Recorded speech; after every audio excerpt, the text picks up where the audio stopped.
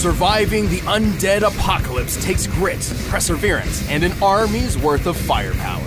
With all that and some luck, these two became experts in zombie fighting. Leon Kennedy, the top cop and government agent in Resident Evil. And Frank West, the backyard wrestling MacGyver of Dead Rising. He's Wiz and I'm Boomstick. And it's our job to analyze their weapons, armor, and skills to find out who would win a death battle. As a child, Leon Scott Kennedy's father instilled in him a strong sense of justice. Following in his footsteps, Leon joined the police force, determined to uncover the darkest riddles and uphold the law. So, for his first ever assignment, he took the biggest challenge he could find. Instead of picking an easy job like dishing out dastardly parking tickets, he was off to Raccoon City to investigate a bunch of mysterious murders. His instincts were good, perhaps too good. Officer Kennedy wound up choosing the most challenging and dangerous assignment he possibly could have. Yeah, turns out Trash Panda Town was due for a big ol' zombie outbreak, and Leon got stuck in the middle. How's that for hazing the rookie? He wasn't a rookie for long. After fending off the zombie threat and even taking a bullet from the grassy knoll, Leon was recruited by the American government as a special agent, bodyguard, and their go-to specialist for apocalyptic events. In all cases, the people that are bitten become infected themselves and go on to attack others. The only way to stop the spread of infection is to destroy the infectee's brains. Shoot them in the head. His training at the police academy turned him into a pretty tough guy, but as a special agent, he became unstoppable. All thanks to his extensive firearms training, extreme driving tests, and the study of tactical response scenarios. Guess what martial art they teach American Secret Service members? A traitorous Russian one called Sistema, and Leon is an expert at it. Sistema is a free-form martial art focusing on disabling targets via pressure points and joints. While not specifically lethal on its own, Sistema also involves quite a lot of training with knives and firearms. That's good, because I don't think fists would be enough to take on monsters like the Tyrants, Skinless Dogs, and... is that Gene Simmons? Right, these bioorganic weapons, or BOWs, were far tougher than your ordinary run-of-the-mill zombie. Thankfully, Leon has the weaponry to take them on. He's efficient with just about any kind of gun, but like me, he loves carrying around his favorites, including the Silver Ghost, a unique pistol specifically designed for him. He's also got a modified 50 caliber Desert Eagle Magnum, a gift from his father. Lucky bastard, all I ever got from my dad was a sore cheek. While he has no problem dual-wielding handguns, Leon is extremely proficient in dealing damage with heavier weapons, such as the M203 grenade launcher or his ludicrous rocket launcher special. This red-tipped wrecker of an RPG is far more powerful than an ordinary propelled grenade. The gun itself looks similar to a classic RPG-7 model, first used as an anti-tank weapon by the Soviet Union. Since the red grenade is so deadly, it's probably a thermobaric explosive booster, which can launch over 600 feet for a 60-foot wide explosion. That's more than enough to take down one of those bow wows. Leon has plenty of experience with hand grenades, rifles, flamethrowers, etc., but one weapon stands above them all: his knife. Oh yeah, Leon's combat knife is way more than some plain old bread cutter. He's practically magic when it comes to his skill with a knife. And if he gets hit, he'll be fine. Probably. I mean, he's wearing lightweight level 3 tactical body armor, which can stop bullets from a Magnum and even some rifles. If he does take a hit, he's carrying some healing herbs, which he can also take a hit from, if you know what I'm saying. He's not snorting drugs, Boomstick. Healing herbs have a history of being applied as an aerosol spray or ground up within paper. Well, once Leon became the government's numero uno answer to all their zombie problems, he was stopping outbreaks all over the world. He had to pull off some awesome feats to do it. He even had to make some horrible sacrifices along the way. Like that poor Ducati. Leon is strong enough to crush a skull or even force open the jaws of a giant infected shark. The shark appears to be similar in size to a great white, which has a bite strength of nearly 2 tons of force. That shit's crazy! And speaking of which, let's talk a little bit about Leon's relationship with boulders. Relationship with what? Boulders! You know, they're like really big rocks. Think you would know that. Well, he fought Chris Redfield to a standstill, the famous boulder puncher himself. And while Leon doesn't seem to have Chris's brute strength, he did push over this giant rock with a little help. Leon is pretty quick too. He's dodged bullets, a moving laser grid, and even outraced this tyrant, which, according to the Inside of Biohazard guide, could run up to 43 miles per hour. He's even thrown his trusty knife fast enough that this creepy guy didn't even react until, The average time for a person to perceive and react to movement is a quarter of a second. Leon appears to be about 30 feet away from his target Salazar here, meaning he threw his knife around 80 miles per hour. The average speed for most world-class knife throwers is only 35 miles per hour, so he's more than double that. Leon is tough, having survived blows from various large and burly BOWs. He even matched the strength of Umbrella agent Jack Krauser. Krauser was strong enough to perform a 30-foot vertical jump. Generally, men can pull off a 2-foot vertical jump at most, making Krauser potentially 15 times stronger than the average man. At this point, let's just say that Leon is basically superhuman. It's like he has zero weaknesses. Au contraire, Boomstick, Leon has his fair share of baggage. He's pretty gullible, oftentimes tricked by those wilier than himself. Go. Save yourself. Is it just me, or does everybody always ignore what I say? Like her? You think he just might be trying to get laid? Lord knows I've done a few dumb things on that quest. I don't know about his chances, though, rocking that hairdo. But after more than 15 years of nightmarish catastrophes, Leon's mental state has become more fragile and more reliant on alcohol. Ah, you and me both, pal.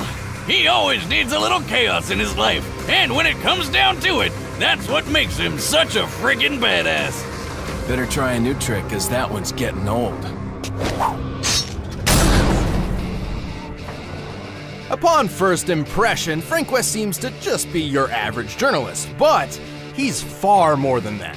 I'll say, he's covered wars, you know. As a photojournalist, Frank will regularly go far beyond the call of duty to uncover his next big scoop. It was this ironclad determination which led him to a mall in the town of Willamette, Colorado, where he found the zombie apocalypse. What? Did you just say zombies? But Frank's down to rough up dozens of zombies every now and then. And with his wrestling history and battlefield experience, he's got the skills to do it. Despite never having fired a gun at another person before Willamette, Frank discovered he's a natural when it comes to firearms. He's handy with all sorts of guns, like pistols, shotguns, machine guns, and a beautiful minigun.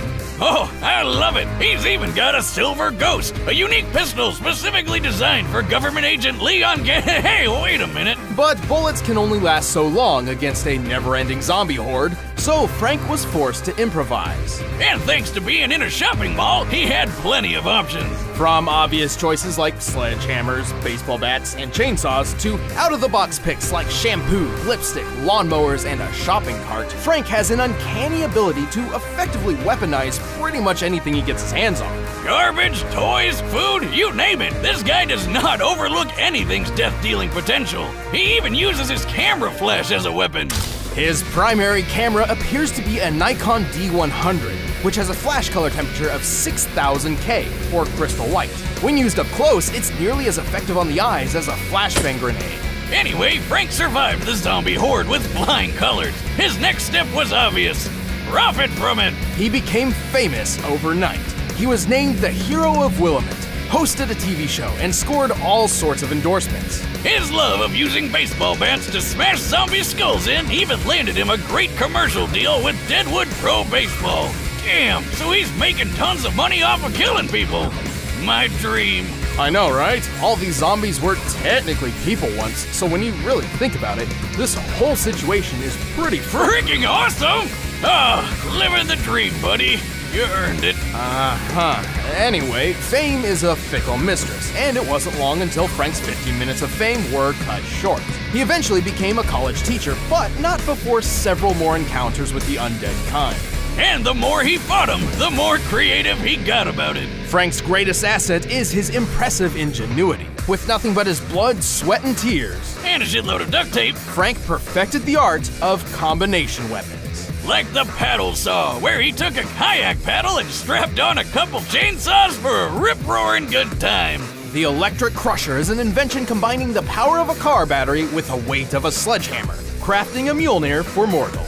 The Blitzkrieg is a freaking wheelchair powered by a car battery, firing machine guns all over the place. Stephen Hawking could have even beat death with that. He can make a laser sword by sticking a gem into a flashlight. Don't ask me how. And the Reaper is the unholy union of sickle and samurai sword. Wow, and all that is just scratching the surface. He's even got combo vehicles like the exosuit, That's a suit made of slurping machines. which shoots ice tornadoes. Talk about cool, pun intended. Even stranger, Frank has used an arcade machine to miraculously copy some of the powers of fellow Capcom characters. You're a wizard, Frankie. No, he's not magic. These powers come directly from costumes most commonly obtained from the machine. For example, he can don Ryu's ki to perform hurricane kicks, or Mega Man X's armor complete with a Mega Buster. You are what you wear. Speaking of costume changes, sadly, Frank eventually was caught by zombies and wound up becoming another mindless slave of the undead horde. But it's okay, he got better. Frank has pulled off a lot of impressive feats. Despite having little formal training aside from maybe a 3-day combat journalist crash course, he's killed hundreds, maybe thousands of zombies, giving him one of the highest body counts in video game history. He's really strong too. He can pull a zombie's limbs and head off no problem. And in the exosuit, he's pushed around a 2-ton car. He's tough enough to survive long falls and devastating helicopter crashes with little issues. And he's quick enough to catch up to and board a train moving 15 miles per hour in less than 3 seconds. He can even hop off zombies' heads like a ninja so well that the zombies barely even notice. Wait, they don't notice that he's literally jumping off their heads? How the hell does he pull that off? Very carefully. But Frank has fought more than just mindless zombies. Yeah, like some crazy clowns with chainsaws and a freeze gun, and plenty of other psychomaniacs. This is my stuff! Including Lance Corporal Calder, the world's first intelligent soldier zombie. Also, I think it's important to note many of these feats were performed in a span of 72 hours with no sleep or rest. According to a study on sleep deprivation in 2010, an average human's physical and mental health begins to severely deteriorate after 36 hours of no sleep, resulting in disorientation and even hallucinations. Here I thought heavy drinking was the only way to legally hallucinate. Well, time to binge Netflix until I trip balls. Whether by inhuman stamina or just a shit ton of adrenaline, Frank was in peak condition for twice as long as he should have been. There's that journalist determination again. Sure, he may be a bit of a self-serving asshole, but he's pulled off the impossible more than once, even when he got into his 50s. Once a survivor, always a survivor. Snag your very own disposable DigiJeep disposable camera. It's fantastic. I mean it. Seriously. I need a raise. All right, the combatants are set. Let's end this debate once and for all. It's time for a death battle! With the evacuation complete, state officials are prioritizing outbreak containment. Yet there are still reports of looters within the city. Who knows what these people think is worth braving certain doom to get? Sweet! Just what I was looking for. What are you doing? No one's supposed to be here. Never stopped me before, pal.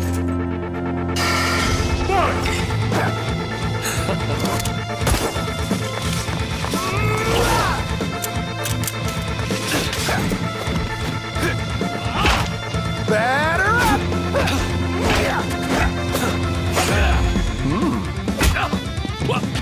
See you in a flash, buddy.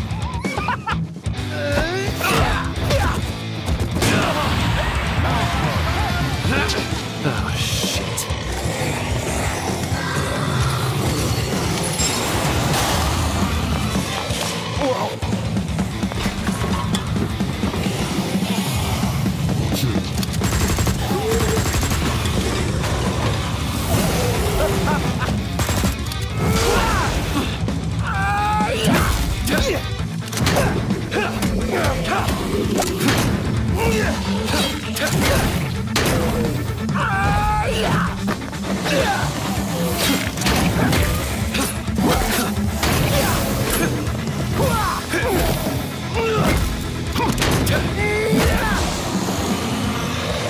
Give it up, man. You can't keep up with me. Wanna bet? I've covered wars, you know.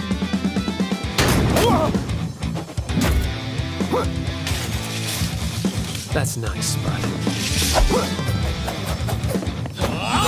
I fought them.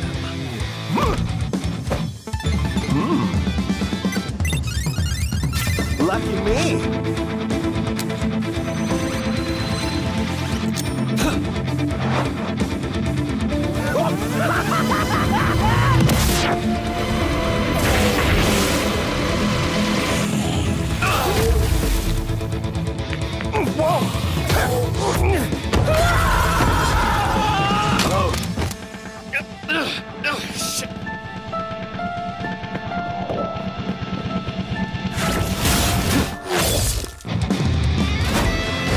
Nice to meet you. Why don't you chill out?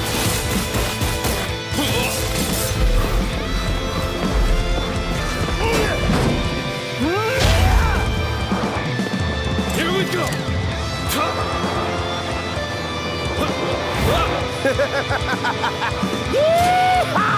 It was ice fighting with you, buddy.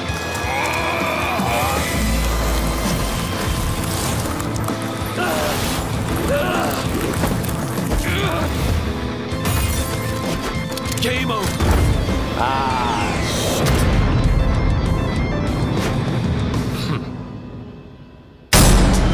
KO! Something tells me Frank won't be coming back from the dead this time. Frank's cheeky strategies and endlessly creative arsenal certainly put up a good fight, but in the end, Leon just had him beat in nearly every other category. Frank was one tough cookie, but Leon's superhuman abilities were just more impressive. Frank's pushed a 2-ton car, right? Yes, which is similar to Leon holding back the shark's 2-ton biting force. But his boulder feat was much more impressive. By comparing the boulder's size to Leon, it appears to have weighed around 9 tons at minimum. While Leon did have help pushing it, even half of 9 tons is much heavier than anything Frank's lifted or pushed. Leon and Frank seemed equally tough, but Leon was definitely quicker. Bullet timing, laser dodging, and hell, Leon's speed and precision with his knife on its own is more impressive than any speed feat Frank's got. But in the end, the most important question was whether or not Leon could cope with Frank's insane weaponry and unpredictable creativity. But Leon's seen plenty of crazy shit in his career and fought lots of surprising and off-putting monsters. His years of formal training and more consistent combat records certainly lent him the experience needed to win. He's survived numerous battles with enemies powerful enough to one-shot him, and he's shown plenty of creative strategy and critical thinking mid-fight.